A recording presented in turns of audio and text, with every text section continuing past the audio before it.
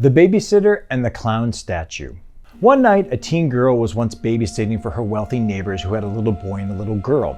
And these parents, for some reason, had a fetish for clowns and, having the money to do so, collected clowns from around the world for years, even going so far as setting aside a specific room in the house just to put them on display. That night, the children were playing in this very room as the babysitter watched them. Many of the clowns in the room were just miniature statues, but some were life-size, and one of those life-size clowns was positioned in a rocking chair. As the children quietly played, the babysitter started to feel more and more uneasy about the statue sitting motionless in the rocking chair.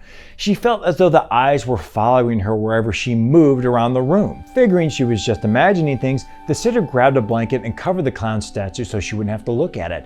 But for some reason, the blanket kept falling off, continually revealing the life-size clown calmly sitting in the rocking chair. The children first thought this was hysterical, but after multiple times of the blanket falling off, even they started to get a little freaked out. Eventually getting fed up with all this, the babysitter decided to call the parents who were out on a date night. "I'm sorry to bother you," she said to the mother when she picked up, "but I was wondering if I could move this clown that you have in the rocking chair into the closet. It's starting to scare me and the kids." "What clown are you referring to?" the mother asked. "I don't recall us having a clown sitting in the rocking chair. Are you sure?" "Yes, I'm sure," the girl insisted. It's sitting right here. I'm looking at it right now." The mother's attitude immediately changed, and she quickly and quietly said, "Take the kids and get out of the house now." And with that, the mother hung up. The babysitter, being a little stubborn, didn't immediately leave the house. She took a closer look at the clown sitting in the rocking chair. Though it was totally creepy, she didn't see what the big deal was and thought the mother was totally overreacting. Taking matters into her own hand, she decided to just lift the clown out of the chair, hide it in the closet, then put it back in the chair just as the parents were coming home.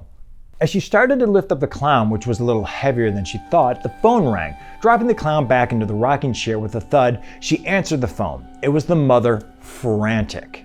"Why haven't you left the house yet? Get out of there now. The neighbor across the street will let you in. Call me immediately when you get there," she said, and then she hung up again.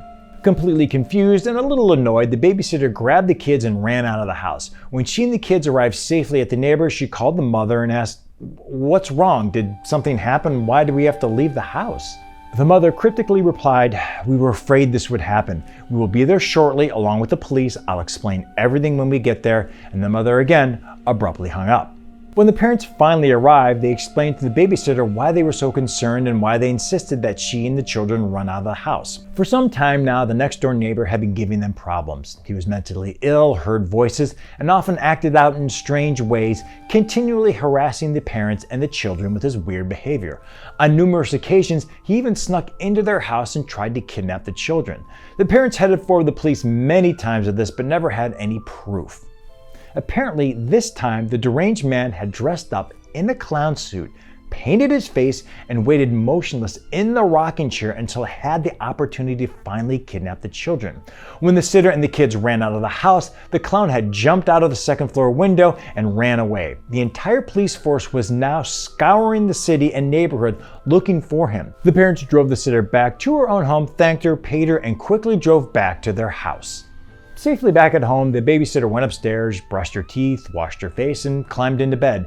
Thinking back on the night and how weird it was, she considered herself fortunate that things hadn't gone worse and how lucky she was that she and the kids were safe and how things kind of, worked out well for her as she got paid in full for only babysitting for about an hour. The girl drifted off into blissful sleep, not noticing the clown standing motionless in the corner of her room.